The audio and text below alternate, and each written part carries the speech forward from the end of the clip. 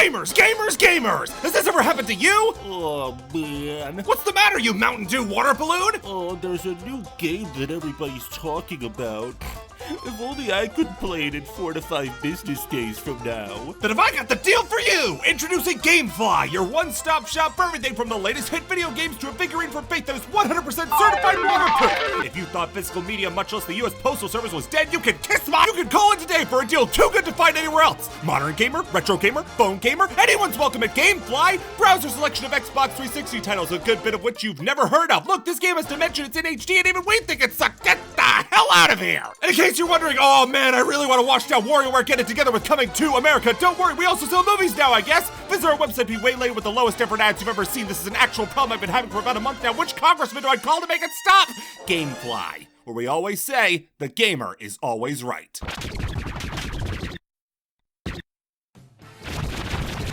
I hate so much that I have to ask this question, but do you guys remember video rental stores? My analytics say that most of you are probably sucking on your pacifiers right now saying, no, I don't know what that is. Could you please inform me? They were the most magical places on earth for a country bumpkin such as myself.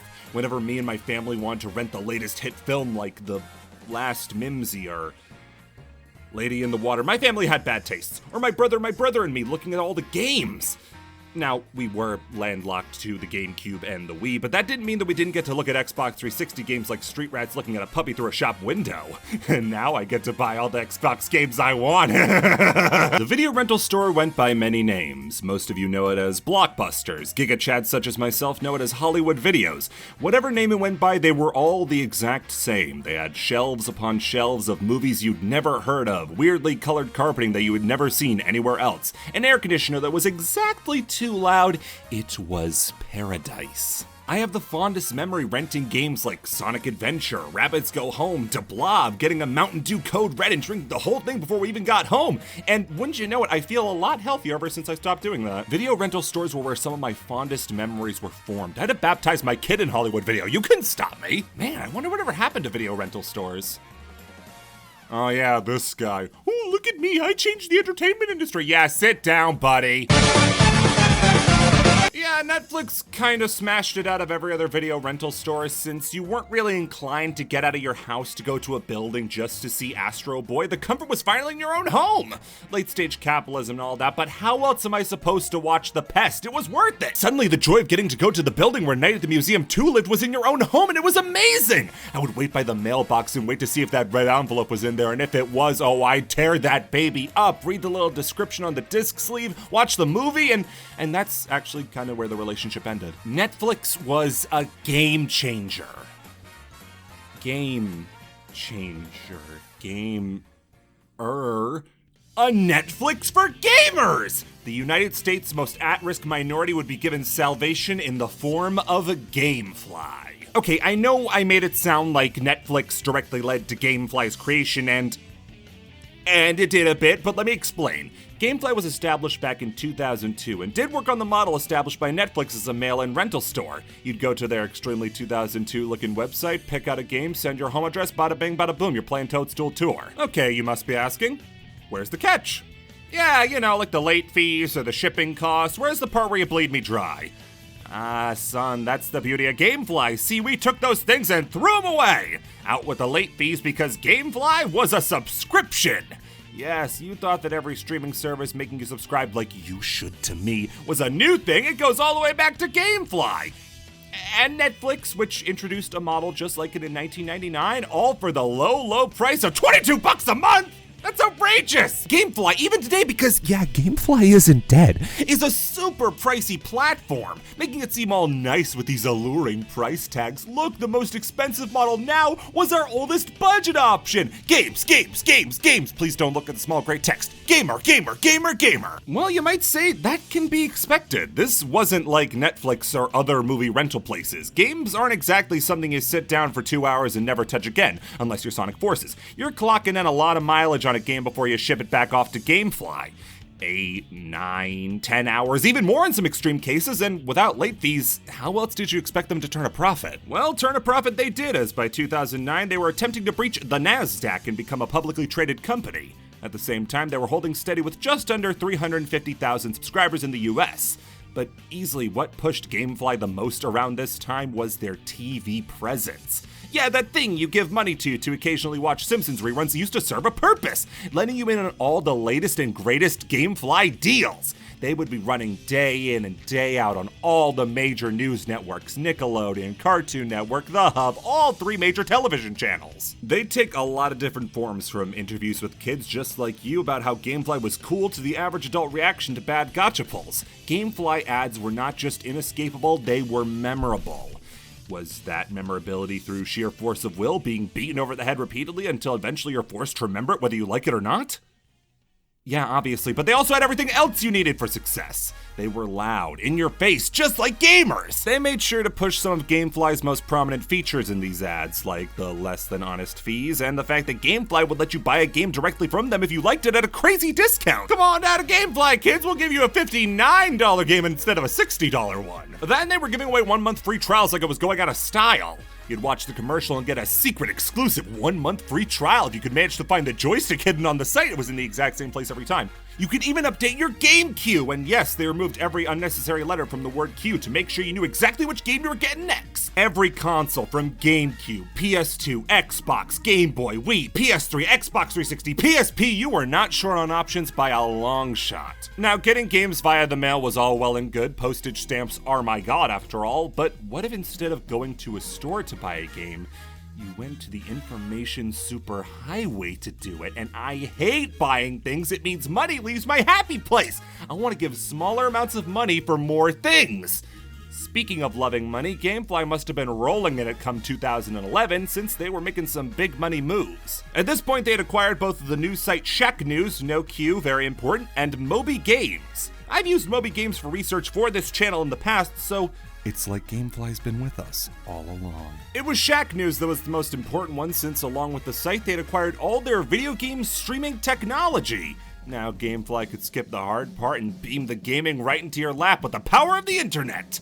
Nowadays, cloud gaming is something that almost works, starting all the way back with the Satellaview back in 1995 and the Sega Channel in 1994. This was back when they hadn't invented the word streaming yet, so they had to use the word broadcast. Oh, Grandpa, can't we go fishing down at the broadcast? Although broadcast was definitely the right word for Satellaview, since it went about streaming games in the most Nintendo way possible. You see, the Satellaview used a complicated broadcast satellite, or the BS, too easy, modem in order to access broadcasts from their satellite in order to play the games on a schedule.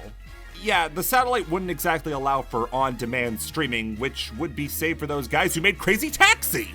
Predating the Satellaview by a year, the Sega Channel was an add-on that siphoned power from your cable box in order to connect to the internet, allowing for online play with certain games like most sports games, accessing tips for gamers, and most importantly, on-demand streaming. 50 or so games available to be streamed at any given time, rotating monthly. No rental fees, no physical media, no backup for the DLC levels of Garfield caught in the act, so yeah, it kicked the bucket a few years later. But the past is the past. If anybody can do it, I bet Gamefly can.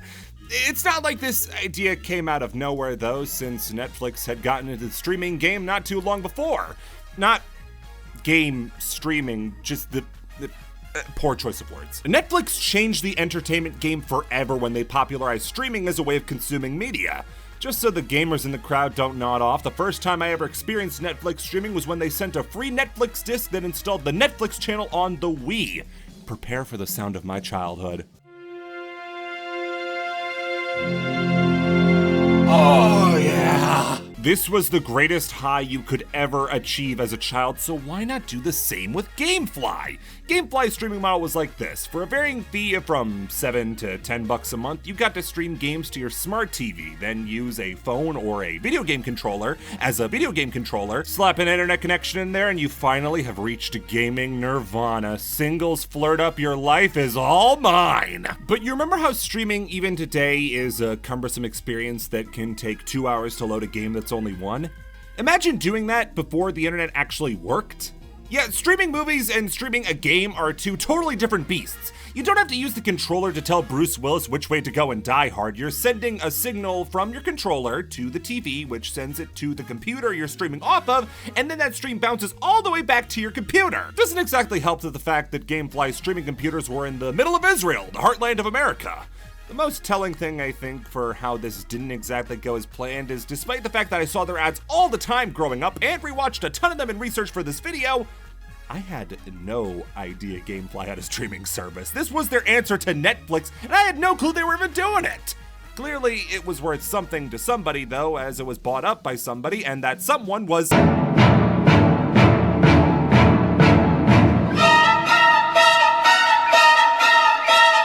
Yes, of all people, Electronic Arts swooped in and bought the streaming service out from underneath Gamefly. This was then changed into Origin Premier and then eventually EA Play Pro, the way to play the latest and greatest that EA had to offer without the shame of owning it forever. Things were only going downhill for Gamefly from there. Their stock market bid from a while ago just sorta failed, and they're still a privately owned company. Of course, if you're privately owned, someone has to have publicly bought you, and that happened in 2020 with Alliance Entertainment being their new sugar daddy.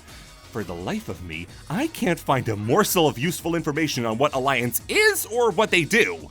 What I can understand is that they're a supply company. They're the ones who are the middlemen between the companies making the products and the stores buying them. So they're in charge of Gamefly now. Great! What choices are the new owners gonna make? Well, we're keeping the games by mail model while also offering hardware, accessories, and What is that thing? It looks like it had an allergic reaction. yes, Gamefly was dipping its toes into the collectibles industry. Funko Pops for all! You may be thinking, hey, isn't this kind of like what happened to GameStop, where they slowly shifted from the only place where you could buy physical games without the shame of having to kiss the feet of the Target employee that you want to crack open the case that the games are kept in, to being a Funko Pop breeding ground that caused the one within walking distance of you to close down? No, see, you get these ones by mail, there is no walking distance. Copy that. Gamefly has essentially turned into exactly that, a mail-in GameStop with all the disappointment that entails. The site as you know it now is focused way more on selling you stuff like action figures, t-shirts, and plushies of the games you could be playing. I'd be disappointed to see this change if I had any time in my day to worry about Gamefly. Not to worry though, cause they're also expanding their horizons. Backwards, cause guess what you can now rent off of, and this is completely coincidental emphasis, don't even worry about it, Gamefly. Movies! You know Netflix gave up on this, right? Whoa, when the cats are away, the mice shall play! It's one thing to go toe-to-toe with Netflix in the distribution game, it's another thing to try to beat them with their hand-me-downs. I would be dying to know the statistics on who is actually renting these, much less buying them. It's a dead format on an outdated delivery model in a service everyone assumed died 8 years ago. Yeah, don't lie, before we got to this part, you thought this was a post-mortem. Nope, that heart's still beating. Netflix might not have the movies here as soon as they're released on DVD, but you know who will? HBO Max, Disney Plus, the dozens upon dozens of streaming platforms that you can get without having to wait a full week to watch Welcome to Raccoon City. Speaking of that, believe it or not, they still rent out games! Still at more than most would be willing to pay for a streaming service. Give them some credit, they actually still support the older consoles, all the way back to the core they started out with. Wii U, PlayStation Vita, both have pretty beefy libraries with games that are either hard to come by or PlayStation Vita games. That's sort of where Gamefly is right now, very much the PlayStation Vita of streaming platforms, although you can't really say that since they sold all their streaming stuff. This is a company that is somehow ahead of the curve and in dead last at the exact same time. Being one of the first modern gaming streaming services right alongside OnLive isn't nothing, and with services like Xbox Game Pass and PlayStation Now tearing it up, Gamefly can say it had a part in that. At the same time, they're still sending you video games by snail mail.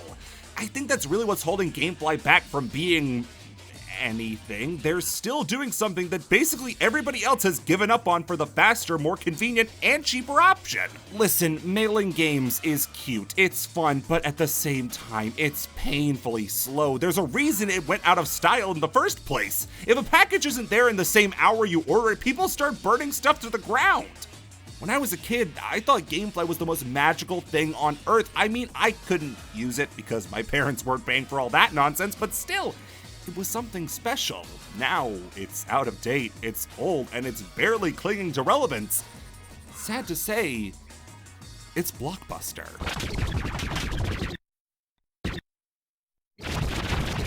This is the serious part of the video. Get on your solemn shirt and your professional pants, boys and goys. If anybody rents the only Game Boy Advance game they have on Gamefly, which is Garfield, the Search for Pookie, because, yeah, the only game they would have was Garfield, the search for Pookie, and sends me a video of them doing it with proof, I will send you a prize. This is not a joke. Do it. Get some free stuff. I'll be waiting.